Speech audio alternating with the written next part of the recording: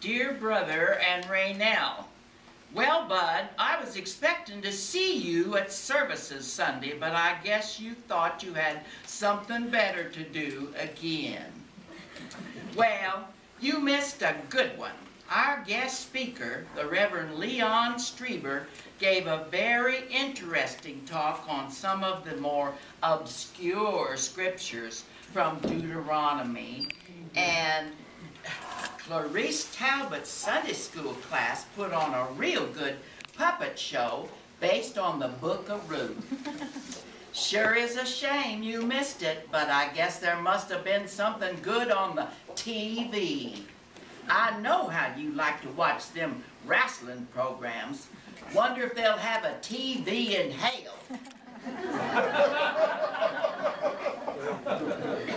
I don't know if I told you that I saw Norma Easterling in town last week for the first time since she defected to the Nazarenes. Well, as you might recall, I ended my friendship with Sister Easterling after she disqualified 3 of my jars from last year's jelly judging, claiming they were not sealed properly.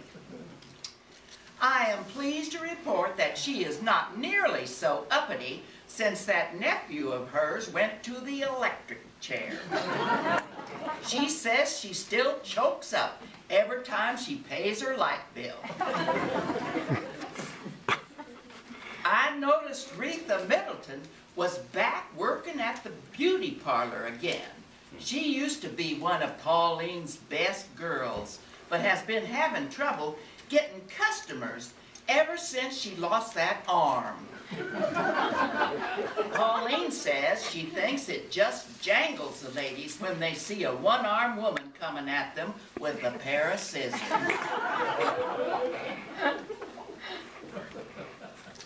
Ansel Kincaid's boy, Tiny, was over here mowing my grass and told me about Junior's business going belly up. When will that boy of yours learn?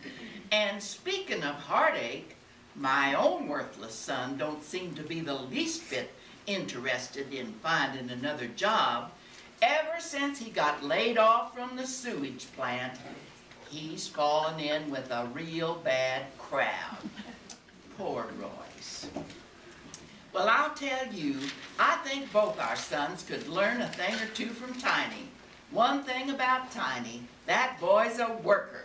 He mowed the front yard, the side yard, the backyard, plus them 6 acres I got out behind the house, restacked the firewood, cleaned out the garage, and hoed in the garden till it was too dark to see. Since his birthday is coming up next week, I gave him $3 instead of the usual $2. It's hard to believe Tiny will be turning 37. They just grow up so fast. Well, that's about all the news for now. I've decided to come over and visit you next Sunday after services. One of you, and I'm not saying who, Bud, needs to get right with the Lord. And I'm just the lady for the job. We're going to spend the whole day in prayer, discussing scripture, and singing hymns till we wear you down. Like it says in 2 Peter 3:8, one day is with the Lord as 1,000 years. Your sister, Marguerite.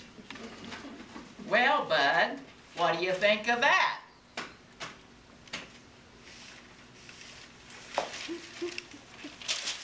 Bud?